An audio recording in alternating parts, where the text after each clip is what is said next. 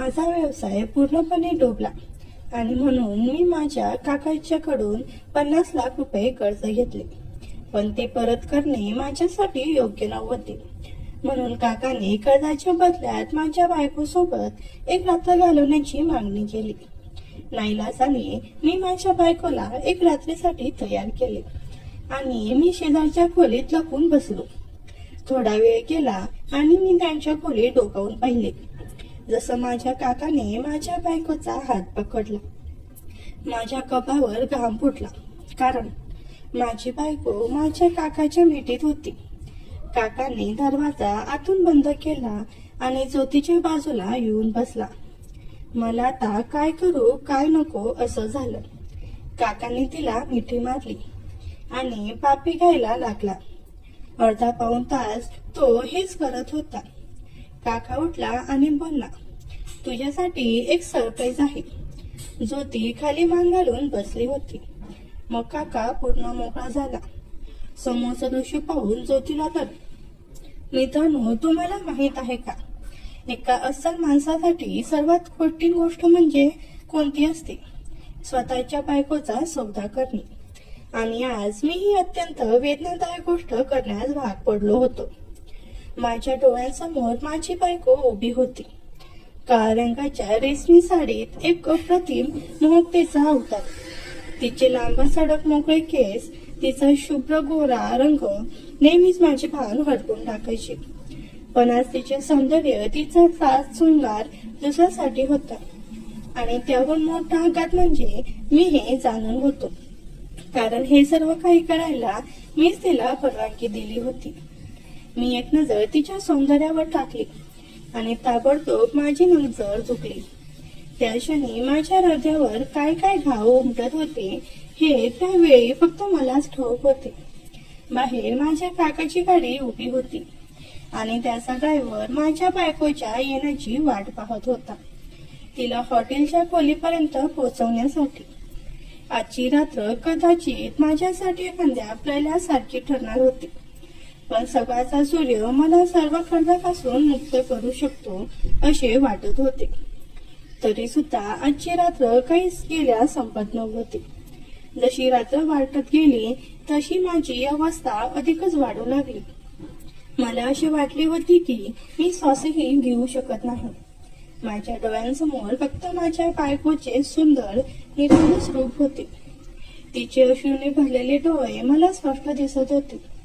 माझ्या कानात माझ्या काकांच्या खोट्या आशाने भरलेली हसण्याची ध्वनी येत होती आणि त्याचबरोबर माझ्या बायकोचे कातर वेळेतील हुंकार ऐकू येत होते. माझ्या मनात एक वाद सुरू होते. ही रात्र मी कशी सहन करावी? माझ्या हृदयाची धडधड वाढली. मी ताबडतोब उठून उभा राहिलो. माझे हात थरथरत होते. मेंदू फुटेल की काय असे वाटत होते आणि माझे ओठ कोरडे पडले होते. माझ्यासाठी सर्वात असह्य गोष्ट म्हणजे माझ्या बायकोला कोण्या दुसऱ्या सोबत पाहणे. हे सहन करणे माझ्या रक्तात नव्हते. म्हणूनच मी घराबाहेर पडलो आणि थेट हॉटेलच्या दिशेने निघालो. जशी मी हॉटेलच्या जवळ जात होतो तशी माझ्या काळजात धडधड अधिकच वाढत गेली. माझ्या डोळ्यांसमोर फक्त काळोख होता. माझ्या मनात इतका संताप दाटला होता की मला वाटू लागले होते आपल्या काकाचा खून करावा. कर्जबाजारी मी आधीच होतो, पण कदाचित आता मी कुणीही बनलो असतो. पण मी माझी इज्जत, माझे आत्मसन्मान कधीच गमावू शकत नव्हतो. मी हॉटेलवर पोहोचलो आणि रिसेप्शनवर जाऊन काकाच्या खोलीचा नंबर विचारला.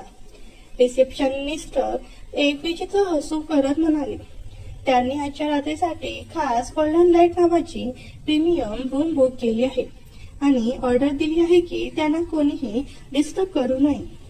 माझ्या काकांच्या ड्रायव्हरने मला थोडे पैसे ऍडव्हान्स म्हणून दिले होते. मी त्या क्षणीच निर्णय घेतला, मला त्या रूमच्या शेजारी खोली हवी. त्या क्षणी माझी अस्वस्थता इतकी वाढली होती की शब्दांमध्ये ती व्यक्त करणेही कठीण होते. रिसेप्शन मध्ये खोलीची चावी माझ्या समोर ठेवली आणि माझ्या पुढील निर्णयाने माझे जीवन कायमचे बदलणार होते. आणि मी त्या खोलीच्या शेजारील खोलीत शिरलो. दोन्ही खोल्यांच्या गॅलऱ्या वेगळ्या होत्या. मध्ये फक्त एक भिंत होती, पण माझ्यासाठी ती भिंत काही मोठी अडचण नव्हती. मी हळूहळू पलंगाच्या हातात घेत भिंतीवर चढलो आणि माझ्या काकाने बुक केलेल्या स्पेशल रूमच्या गॅलरीत पोहोचलो.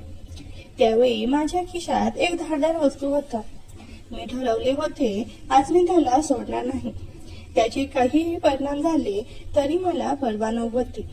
मी अगदी सावधगिरीने गॅलरीच्या दरवाजाकडे वळलो. हळूच पडदा बाजूला केला आणि खोलीत डोकावले आणि मी बधीर झालो. माझ्या हातातून ती वस्तू खाली पडली. माझे संपूर्ण शरीर थरथर कापू लागले. जणू माझ्या अंगावर वज्रप्रहार झाला होता. कारण काही तास आधी मी आणि माझा काका एक पॉश रेस्टॉरंटमध्ये समोरासमोर बसलो होतो. माझ्या समोर गोल टेबलवर वेगवेगळ्या प्रकारचे पिझ्झा ठेवले होते, पण मला त्या अन्नाचा घासही कशाखाली जात नव्हता. माझा काका माझ्याकडे टक लावून पाहत होता. तो म्हणाला, बघ नीट, विचार कर. मी तुला जबरदस्ती करत नाही. हवं तर वेळ घे, पण वेळ फक्त आजच्या रात्रीपर्यंत आहे. त्यानंतर मी तुला अधिक संधी देणार नाही. कदाचित त्याच्यासाठी हे बोलणं सोपं होतं, पण माझ्यासाठी हे ऐकणं नरकासारखं होतं. मी एका शब्दानेही उत्तर दिले नाही. मी फक्त मूर्तीसारखा स्तब्ध बसलो होतो. माझ्या काकाने माझ्याकडे पाहिलं आणि हलकसं हसत म्हणाला, अरे निदान जेवण तरी कर, त्याचे पैसे नाही घेणार मी. तो हसत होता, पण मला त्या हास्यात विष दिसत होतं. तो पुन्हा म्हणाला, तू खूप मोठं मनावर घेत आहेस. तुला माहिती आहे का, या दुनियेत हे काही नवं नाही. मी ज्या जगात राहतो तिथे हे अगदी सामान्य आहे. विश्वास बसणार नाही, पण माझे पार्टनर स्वतःच्या बायका हॉटेलच्या खोल्यामध्ये पाठवतात, फक्त एक रात्रीचा सौदा, आणि कोट्यावधीचं कॉन्ट्रॅक्ट साईन होतं. त्यांच्या या शब्दाने मला आतून पोकळून टाकलं होतं. तू पण श्रीमंत होशील. माझा काका मोठ्या एटीत बोलत होता आणि मी फक्त गप्प होतो, दोन्ही मुळे आवरून, नजर खाली झुकून. माझ्यासाठी त्यांच्या बोलण्याचा प्रत्येक शब्द विसराटी ठरत होता. जग कोणत्या रंगात रंगत हे आज मला समजलं होतं. माझा काका मजा घेत पिझ्झा खात होता आणि माझ्या जीवाची घालमेल सुरू होती. कधी काळी मी अभिमानाने म्हणायचो, ज्या पुरुषात आत्मसन्मान नाही त्याला पुरुष बनवण्याचा हक्क नाही. पण आज मी स्वतःच्या कानाने माझ्या पत्नीविषयी जे ऐकत होतो ते माझ्यासाठी मृत्यूच्या समान होतं. मी पहिला नव्हतो, पण कदाचित मी शेवटचा असेल. मी अनेक अशा स्त्रिया पाहिल्या होत्या ज्या मजबुरी पोटी स्वतःला विकतात, पण मी कदाचित पहिलाच नवरा होतो जो स्वतःच्या पत्नीचा सौदा करायला निघाला होता. माझी पत्नी राधिका एक सात्विक स्त्री. ती सदैव ईश्वराच्या भक्तीत मग्न राहायची. आतापर्यंत माझ्याशिवाय तिला कुणी स्पर्शही केला नव्हता. स्पर्श तर दूरची गोष्ट, कुणी तिला पाहिलेही नव्हते. माझ्या आठवणी जिवंत झाल्या. आम्ही एखाद्या लग्नाला जायचो तेव्हा ज्योती नेहमी घुंगट ओढून ठेवायची. मी तिला हसत विचारायचो, तू स्वतःला इतकं का लपवतेस? इतर बायका तयार होऊन येतात, मेकअपने सुंदर दिसतात, पण तू तशीच अप्रतिम आहेस. मी तिला छेडायचो. माझी इच्छा होती की तू खुलून तयार हो, जेणेकरून सगळ्या बायका तुझ्याकडे बघत राहतील आणि म्हणतील, विशालची बायको किती सुंदर आहे. ज्योती मला घट्ट मिठी मारून उत्तर द्यायची, विशाल, मी फक्त तुझ्यासाठी खास आहे. माझं सौंदर्य मी लोकांना दाखवून सामान्य का करू? माझं मन तर असं म्हणतं की मला तुझ्याशिवाय कुणीही पाहू नये. आजही तिचे ते शब्द माझ्या कानात उमटत होते. माझ्या डोळ्यातून अश्रू वाहू लागले. नाही, हे मी करू शकत नाही. हे असह्य आहे. मी भानावर आलो. माझा काका ज्याने पिझ्झा तोंडाजवळ नेला होता तो एकदम थांबला. त्याने चकित नजरेने माझ्याकडे पाहिलं. मग तो हलकसा हसत म्हणाला, ठीक आहे, काही हरकत नाही. मग काढ माझे 50 लाख रुपये. त्याच्या बोलण्यात एक वेगळी थंडगार शांतता होती. मी सुन्न होऊन त्याच्याकडे पाहत राहिलो. माझ्या डोळ्यात अडकलेले अश्रू गालावर ओघवले.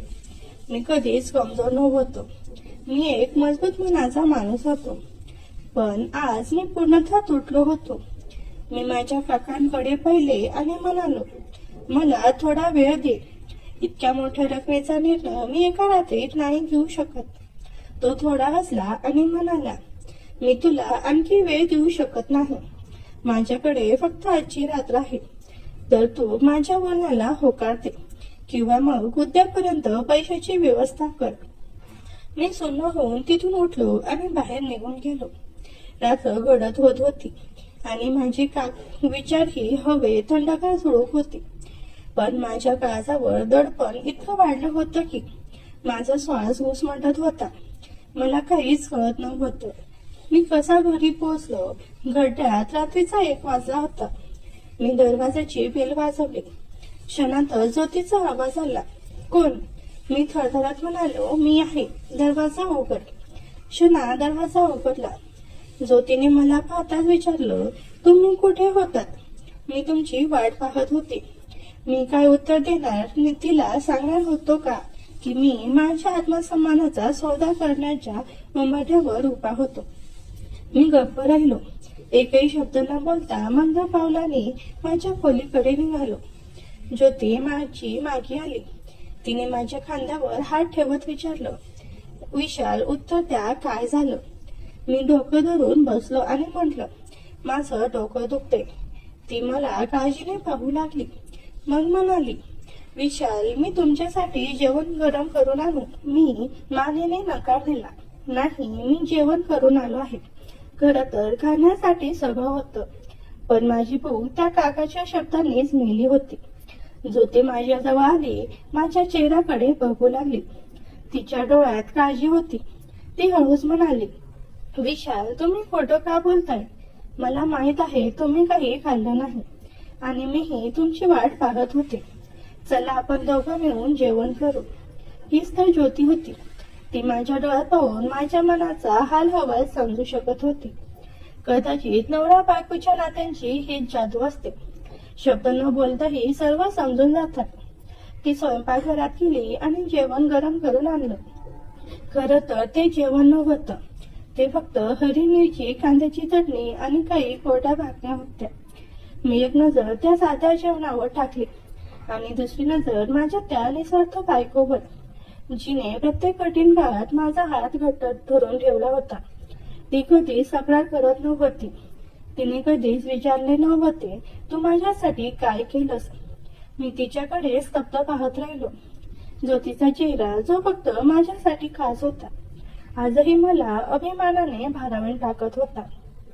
ती हसली आणि हलक्या हाताने एक घास तोडून माझ्या तोंडाजवळ नेला. खाऊन घ्या आणि सगळ्या चिंता विसरा, ती म्हणाली. मी तिच्या हातून घास घेतला. त्या घासासोबत माझ्या मनात वादळही शांत होत होतं. मग तिने विचारलं, सांगा ना, तुमच्या काकाने काय सांगितलं? तो तुमची मदत करेल का? माझ्याकडे काहीच उत्तर नव्हतं, कारण ती अजूनही अंधारात होती की त्या काकाने मला मदत नाही तर माझ्या आत्मसन्मानाची किंमत मागू ठरवली होती. रात्रभर माझ्या मनात विचारांचा वादा होता. माझा काका म्हणतोय की तुझी बायको इतकी सुंदर आहे, तिच्या माध्यमातून तुला भरपूर पैसा मिळू शकतो. हे ऐकून माझा संताप अनावर झाला. मी जोरात त्याला विचारलं, तुला कळते का तू काय बोलतोस? तो निर्लज्जपणे हसला आणि म्हणाला, हो, मला पूर्णपणे कळते. माझं बोलणं तुला कडवट वाटेल, पण हकीकत हीच आहे की सौंदर्याची किंमत असते. मी पुन्हा विचारलं, तू माझ्या बायकोला कुठे पाहिलंस?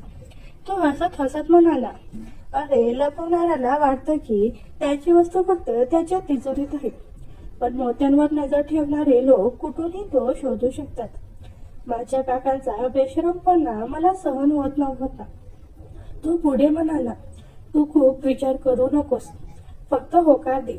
मी बाकीची पाठीशी बोलतो. फक्त काही रात्रीचा सौदा आहे. तुझं कर्जही फिटेल आणि तुला श्रीमंतीही मिळेल. मी जर कर्जबाजारी नसतो तर त्या क्षणी त्याचा गळा पकडून त्याला ठेचून काढलं असतं. पण माझी आर्थिक परिस्थिती अशी होती की कुणीही माझ्याशिवाय वाटेल ते बोलू शकत होतं आणि माझ्या आत्मसन्मानाची किंमत ठरवत होतं. त्या रात्री मी कसाबसा झोपलो, पण पहाटेच अचानक कोणीतरी जोरात दरवाजा ठोठावू लागलं. मी घाबरत उठलो.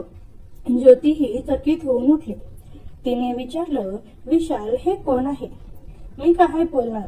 तेवढ्यातच पुन्हा दरवाजा ठोठावला गेला आणि एक अनोखी आवाज ऐकू आला. दरवाजा उघडा, लगेच उघडा. मनात भीती दाटून आली होती. हा कोण होता? कोणत्या वादासोबत आजचा दिवस सुरू होणार होता? रात्रभर मी विचारांच्या काठीत होतो. मी आणि ज्योती अंधारात गप्प होतो, पण आमच्या मनात वादळ उठले होते आणि पहाटेच दरवाज्यावर जोरजोरात थरथर झाली. मी पटकन उठलो. गेट उघडल्यावर समोर माझा काका उभा होता. त्याच्यासोबत पोलीस गाडी, एक ऑफिसर आणि काही हवालदारही होते. काकाने अधिकाऱ्याला सांगितले, या माणसाने माझे पैसे नाही दिले. हे दिवाळखोर झाले आहे. त्याच्याकडे आता एक पैसाही उरला नाही. तुम्ही याला ताबडतोब अटक करा आणि तुरुंगात टाका. पोलीस मला हातकडी घालू लागले. तेवढ्यात ज्योती गेटवर आली. तिने हात जोडले आणि म्हणाली, देवासाठी माझ्या नवऱ्याला अटक करू नका. तो अपराधी नाही. बस थोडीशी वेळ द्या. तुम्ही तुमची संपूर्ण रक्कम फेडू. माझा काका हसत म्हणाला, मी तर खूप सोपी ऑफर दिली होती, पण तुझ्या नवऱ्याने ती नाकारली. त्याला ती मान्य नाही. आता त्याच्याकडे काही नाही. तू सांग, तू माझे पैसे फेडशील का? ज्योतीने डोळ्यात पाणी आणून उत्तर दिलं, मी लोकांच्या घरी कामाला जाऊन महिन्याने तुमची रक्कम परत करेन. माझ्या काकाने कपावर आटा आणल्या आणि हसून म्हणाला, 50 लाख आहेत, 50,000 नाहीत. लोकांच्या घरी जाऊन ही रक्कम फेडायला तुझ्या 7 जन्माचा वेळ लागेल. मग त्याने पोलीस निरीक्षणाकडे बोट दाखवून सांगितलं, इन्स्पेक्टर, याला तुरुंगात टाका. मी तयार आहे. हे ऐकून ज्योती धावतच घराबाहेर आली. तिने आपल्या दुपट्टा चेहऱ्यावर घट्ट लपेटला होता आणि ती थेट माझ्या काकासमोर जाऊन उभी राहिली आणि तिने हलक्या आवाजात काहीतरी पुटपुटलं. माझ्या पायाखाली जमीन सरकली. पोलीस हवालदारही एकमेकांकडे पाहू लागले, कारण ज्योतीने जे म्हटलं ते ऐकून मी थरथरलो. मी तयार आहे. पाटील साहेब, मी विशालला मनवेल. तो तुमची अट मान्य करेल. फक्त भगवानसाठी त्याला पोलीस स्टेशनमध्ये घेऊन जाऊ नका. ज्योतीच्या या विनंतीवर माझ्या काकाने पोलिसाला इशारा केला आणि ते परत आपल्या गाडीत जाऊन बसले. माझा काका हसत म्हणाला, चला आज जाऊन चर्चा करूया. तो घरात आला. त्याच्या मागोमाग मी आणि ज्योती देखील आत गेलो. पण यावेळी तो माझ्याशी बोलण्याऐवजी थेट ज्योतीकडे बघून बोलू लागला. तो म्हणाला, मी तर आधीच विशालला सांगितलं होतं की मधला मार्ग स्वीकारा, तुमचं भलं होईल. पण हा तर मोठा स्वाभिमानी निघाला. पैशाच्या बाबतीत मी खूपच स्वभावाचा माणूस आहे. माझं नुकसान मला सहन होत नाही. ज्योती लाजत म्हणाली, तुम्हाला नेमकं काय हवं आहे? त्याचा घाणेरडा भरलेला चेहरा अचानक हास्याने फुलून गेला. त्याने ज्योतीला वरून खालपर्यंत लावागोट्या नजरेने पाहिलं. ते पाहून माझ्या शरीरात रक्ताऐवजी आग धावायला लागली. तो हसत म्हणाला, तुमच्या पतीला काय करायचं हे त्याला सांगायचं आहे का? की तुम्ही स्वतः माझ्या अटी मान्य कराल? मी संतापून त्याला मध्ये चढवलं. माझी बायको काहीच करणार नाही. तू इथून चालता हो. जे काही करायचं असेल ते कर. पोलिसाला घेऊन ये किंवा कोर्टात जा. ज्योतीच्या डोळ्यातून टपोऱ्या अश्रूचा वर्षाव सुरू झाला. ती म्हणाली, विशाल, मला निर्णय घ्यायला द्या. मी तुम्हाला तुरुंगात जाताना पाहू शकत नाही. मी तिला थांबवण्याचा प्रयत्न केला, पण ती आतल्या खोलीत धावत गेली. त्या दिवशी माझ्या बायकोने माझा आत्मसन्मान विकला होता. माझा काका म्हणाला, जर तुझी बायको तयार असेल तर मला सांग, नाहीतर मी पुन्हा पोलीस येऊन येतो. हे बोलून तो घराबाहेर निघून गेला. मी खोलीत बसून सुन्न झालो होतो. ज्योती देखील 2 तास खोलीत बंद होती. 2 तासांनी ती बाहेर आली. तिच्या डोळ्याखाली मोठमोठे अश्रू डाग स्पष्ट दिसत होते. ती माझ्या समोर येऊन बसली आणि हळू आवाजात म्हणाली, विशाल, तुम्ही काकाला होकार द्या. मी आश्चर्यचकित होऊन तिच्याकडे पाहत राहिलो. ज्योतीकडून हे उत्तर मला कधीच अपेक्षित नव्हते. मी थरथरत म्हणालो, ज्योती, हे मी सहन करू शकत नाही. मला त्या परीक्षेची अग्नी टाकू नको जी मी कधीच देऊ शकत नाही. ज्योती रडतच म्हणाली, विशाल, एक रात्रीची तर गोष्ट आहे. नंतर सर्व काही ठीक होईल. त्यानंतर आपण इथून लांब कुठेतरी निघून जाऊ. याचा मला खूप राग आला. मी जोरात आवाज करत म्हणालो, जे होईल ते मी भोगायला तयार आहे, पण मी तुला त्या माणसाला हात सुद्धा लावू देणार नाही. दीपाली म्हणाली, जर तुम्ही जेलमध्ये गेलात तर माझं काय होईल? मी एकटी घरात असताना सुरक्षित राहील का? तिच्या शब्दात सत्य होतं. मी थोडा शांत होत विचार केला. मी जेलमध्ये गेलो असतो तर मागे ती वाटेल त्या वासनेच्या भुकेला नजरांच्या टोकड्यांची शिकारी झाली असती. माझ्या काळजात दाह होत होता. माझ्या मर्दागिनीची स्वाभिमानाची हत्या माझ्या समोरच होत होती. पण दुसरा कोणताच मार्ग शिल्लक नव्हता. मी परेशान होऊन काकाला फोन केला आणि म्हणालो, मला तुझी अट मान्य आहे. फोनच्या दुसऱ्या बाजूने त्याचा आवाज आनंदाने चमकला. शहाणा निर्णय घेतलास. वेळेत अक्कल आली तुला. तो दिवस होता जेव्हा मी जिवंत असतानाच मरण पत्करलं होतं. पुढे काय झालं त्या रात्रीचा साक्षीदार फक्त मी आणि माझं जळणारं मन होतं. तुम्हाला पुढची कहाणी ऐकायची आहे का? त्याने दुसऱ्या दिवशीच आपल्या ड्रायव्हरच्या हातून झगमगत्या महागडा जोड माझ्या बायकोसाठी पाठवला होता. तो जोड घालून ज्योतीला त्याच्या ड्रायव्हर सोबत हॉटेलला एका खोलीत जायचं होतं. मी स्वतःला खूप सावरलं, पण तिच्या जाण्यानंतर माझ्या मनाला क्षणभरही चैन पडत नव्हतं. मी लगेच रूप बदलून हॉटेलकडे धावत गेलो. माझ्या काकाने जे थोडेसे पैसे मला ऍडव्हान्सला दिले होते ते मी तिथेच वापरले आणि त्याच्याच रूमच्या शेजारची खोली बुक केली. रूमला एक छोटीशी गॅलरी होती, जिथून मी हळूच आत डोकावलं आणि जे पाहिलं ते बघून माझं होशच उडाले. माझी बायको माझ्या काकांच्या मिठीत होती. काकाने दरवाजातून बंद केला आणि ज्योतीच्या बाजूला येऊन बसला. मला आता काय करू काय नको असं झालं. काकाने तिला मिठी मारली आणि पापी घ्यायला लागला. अर्धा पाऊण तास तो हेच करत होता. काका उठला आणि बोलला, तुझ्यासाठी एक सरप्राईज आहे. ज्योती खाली मान घालून बसली होती. मग काका पूर्ण मोकळा झाला. समोरचं दृश्य पाहून तर ज्योतीला चक्कर झाली आणि ती खाली पडली. काकाची भावना खूप दाटून आली होती. ती माझ्यापेक्षा दुप्पट मोठी होती. काका या वयातही माझ्यापेक्षा जवान दिसत होते. काकाने बिस्लेरीतून हातात पाणी घेतलं आणि ज्योतीच्या तोंडावर शिंपलं. ज्योती उठली आणि एकटक पाहू लागली. काका म्हणाला, ज्योती काय दिसतंय तुम्ही? काकाची भावना आता दाटून आली होती. पण ज्योतीला अचानक काय झाले मला समजलंच नाही. अचानक ज्योती म्हणाली, आता वेळ नको घालू. एवढं बोलून ज्योतीने काकांना उठवलं आणि हात पकडून सोफ्यावर घेऊन गेल्या. मला काही सुचत नव्हते. ज्योतीचे हे वागणं बघून मी वेडाच झालो होतो. मी काकांनी तिथेच तिला पाडलं आणि त्याचे व्यक्तिमत्व बघू लागला. तेवढ्यात ज्योती बोलली, अरे देनाता सुंदर वेळचा अनुभव का तरवतोस? मग काकाने तिची भावना त्याच्या जीवनात टाकली आणि सुंदर वेळचा अनुभव देऊ लागला. काही मिनिटात ज्योतीने जीवनातून रंग सोडला आणि ज्योती बोलली, काकासाहेब थांबू नका, सुंदर वेळचा अनुभव देत राहा. मित्रांनो, मला काही समजत नव्हते की ज्योती असं का करत आहे. मग काका सुंदर वेळचा अनुभव देत राहिला आणि ज्योती तिला साथ देत राहिली. काही वेळाने काका म्हणाले, ज्योती माझं होणार आहे. ज्योती म्हणाली, तू थांबू नको, जीवनात रंगाच्या पिचकाऱ्या सोड, मी पुढे बघून घेईल. पण काकाचं सुंदर वेळचा अनुभव देत असताना रंग कधी सुटला हे त्यांनाही कळालं नाही. तरीही तो सुंदर वेळचा अनुभव देतच होता. तिला फार दिवसानंतर अशी स्त्री मिळाल्यामुळे तो पण खूप वेडा झाला होता. पण काही वेळाने ज्योतीला आनंद येऊ लागला आणि ती फार चांगल्या प्रकारे तिचंही साथ देऊ लागली. दोन्ही त्यावेळेस पूर्ण रमून गेले होते आणि एकमेकांना आनंद देत होते.